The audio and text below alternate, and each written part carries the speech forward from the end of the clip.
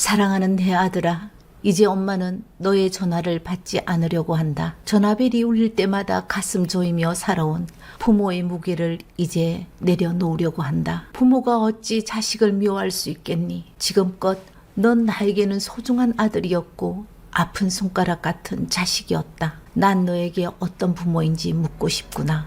역시 대답이 없구나. 난 너에게는 부족한 부모인 모양이다. 사랑하는 아들아, 세상은 너를 냉정하게 평가할 것이다. 부디 이 어미의 품을 떠나면 갖고 싶은 것보다 하고 싶은 게 많은 사람, 꿈꾸는 사람이 되거라. 무자식이 상팔자다. 사실 이러한 표현은 정말 자식이 없는 것을 원한다기보다는 부모 노릇을 하는데 지쳐가고 있다는 부모들의 푸념일 수도 있을 겁니다. 22살의 아들을 둔 엄마는 아빠와 아들이 사사건건 부딪혀 부자 관계는 물론이고 부부 관계까지도 이혼을 한 해 만에 극한 상황이 진행 중이라고 했습니다. 제가 부동산을 하다 보니까 부모와 자식 간에 돈이나 집 때문에 싸우는 경우를 자주 보는데요. 앳된 얼굴을 가진 젊은 청년과 누나로 보이는 여자, 그리고 엄마가 오셔서 집을 사겠다고 했습니다. 누나로 보이는 여자는 2%는 아니고 한 1.5% 정도는 부족해 보이는 사람처럼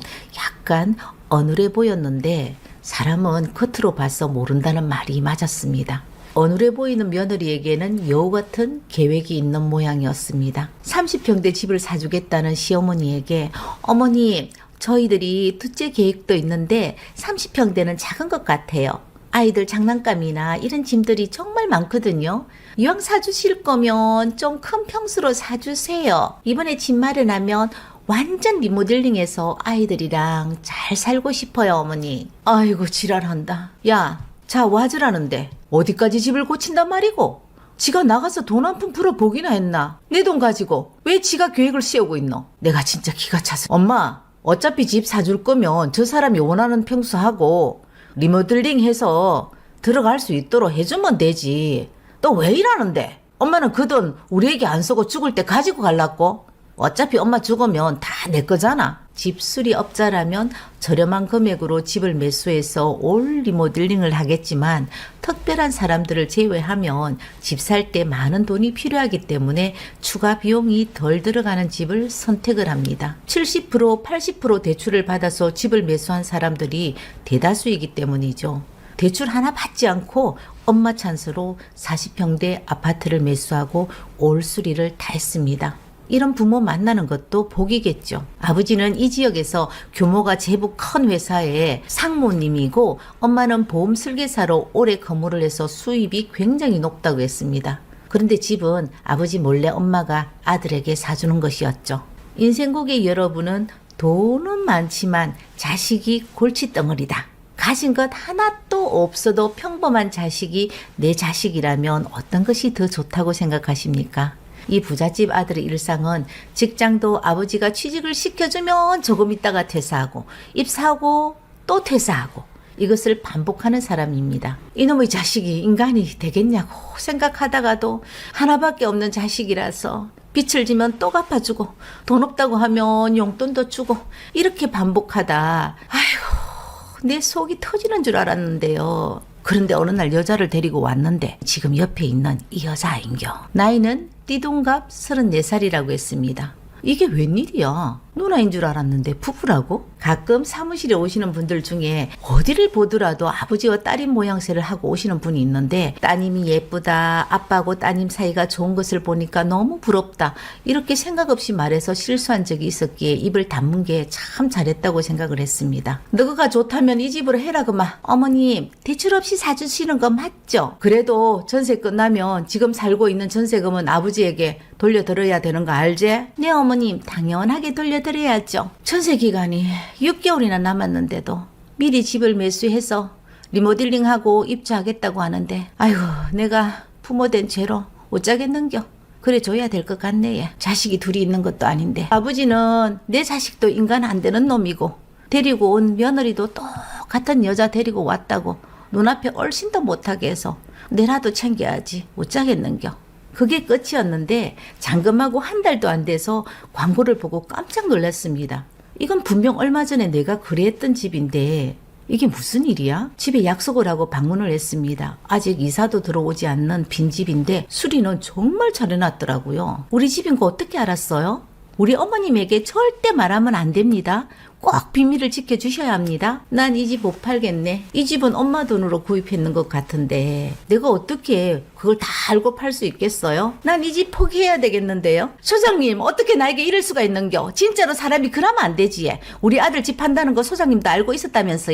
어째 나에게 말도 한마디도 안 했는겨? 믿는 도끼에 발등 찍혀도 유본시지. 아이고 참, 또 집 팔고 돈만 받아 처먹으면 되는 모양이지. 자기 명의로 되었는지 본인이 팔겠다는데 내가 무슨 말을 하겠어요. 그럼 처음부터 아들 앞으로 집을 사주지 말아야죠. 섭섭하겠지만 저에게 발등을 찍힌 게 아니라 아들에게 발등을 찍히고 있는 모양인데요. 그리고 지금 이 집 팔아도 가져갈 돈 하나도 없습니다. 이렇게 수리를 다 해놓고 다시 파는 이유가 무엇일까 궁금해서 제가 등기부를 열람해 보았는데 소유권 이전하고 바로 은행에서 대출 받았었고 캐피탈 2군데서 대출을 추가로 더 받았던데요. 혹시 모르니까 지금 살고 있는 전셋집이 아들 명의로 되어 있다면 그것부터 확인해 보셔야 되겠습니다. 이런 경우도 있거든요. 매매인 경우는 보통 부부 공동 명의로 하는 사람들이 많지만 전세 계약은 부부 중 한 명 앞으로 계약을 하는 경우가 많아요. 제가 경험한 경우는 2가지였는데 하나는 집주인이 돈이 있는 경우에는 전세를 월세로 전환해서 전세 보증금을 배우자 몰래 빼나가고 매달 월세를 부담하고 사는 사람. 전세를 월세로 돌리는 경우는 남자보다 여자 명의로 되어 있을 때 빈번하게 발생하고요. 또 하나는 전세 보증금 담보로 캐피탈이나 사채업자들에게 대출을 받는 경우입니다. 이 경우는 남자들이 주로 사용하는 수법이라고 생각하면 됩니다. 예외는 없었습니다. 전세 계약 중에 보증금을 빼기 위해서 벌써 월세집으로 이사를 한 겁니다. 아들과 며느리는 집에서 도박성 게임에 빠져 살아간다고 합니다. 아주 이상한 놈이 아주 희한한 여자를 골라서 끼리끼리 살면서 별짓을 잘하고 살았는 모양입니다. 이런 자식인 줄 알면서 자식이라고 믿고 싶어서 다시는 안 그러겠지. 믿고 싶은 대로 믿고 자식에게 전셋집 얻어주고 집 사주는 이 서글픈 현실 속에 살아가는 부모들, 남들에게 말을 못해서 그렇지 우리 주변에 많습니다. 팔은 안으로 굽는다고 시어머니는 며느리에게 너 때문에 내 아들이 게임에 빠졌다고 몰아붙일 때 며느리는 어머님 돈 많잖아요.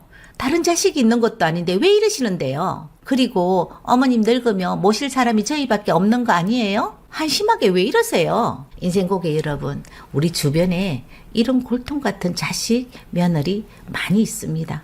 저 개인적인 생각으로는 자식이 나의 노후를 책임져 줄 것이라는 것은 큰 착각이라고 생각합니다. 노후는 자식이 책임져 주는 것이 아니라 본인, 바로 내가 책임을 져야 하는 겁니다. 받기만 하는 자식들은 주는 부모의 수고로움과 깊은 뜻을 모른다는 겁니다. 이것은 그냥 자식에게 퍼주는 교육 방식이 불러온 비극입니다. 자식들은 부모가 고생하는 거 보고 배워야 합니다. 돈 무서운 줄 알도록 키워야 합니다. 내 자식이 망나니가 되었다고 그 누구도 원망할 필요 없습니다. 기본적인 교육시키고 독립을 시키는 것이 부모의 몫입니다. 기본을 무시하고 무조건적으로 자식에게 재산을 주고 나면 부모는 늙으면 죽을 때까지 천덕꾸러기가 될 수밖에 없습니다. 세상에 내가 존재해야 내 삶이 있고 인생이 있습니다. 세상의 대부분 자식들은 부모에게 받은 것 하나 없어도 때로는 고단한 삶을, 때로는 고단한 삶 속에서 행복을 만들어가면서 살아갑니다. 내 자식은 그렇게 키우고 싶지 않아? 이렇게 생각하시는 부모들이 자식을 망치고 있다라는 겁니다. 어려울 때는 내 그림자도 나를 떠난다고 하잖아요. 부모가 가진 게 없으면 자식도 부모를 무시하고 떠나갈 겁니다. 한꺼번에 몽땅 자식에게 주는 것은 아주 위험한 일입니다. 집 때문에 부모와 자식 사이에 다툼이 일어나는 것을 전 너무 많이 봅니다. 좀 더 부모님들이 현명했으면 좋겠습니다. 오늘 영상 마음에 드셨다면 구독, 좋아요, 알림 설정 부탁드립니다. 다음 영상으로 찾아뵙겠습니다. 감사합니다.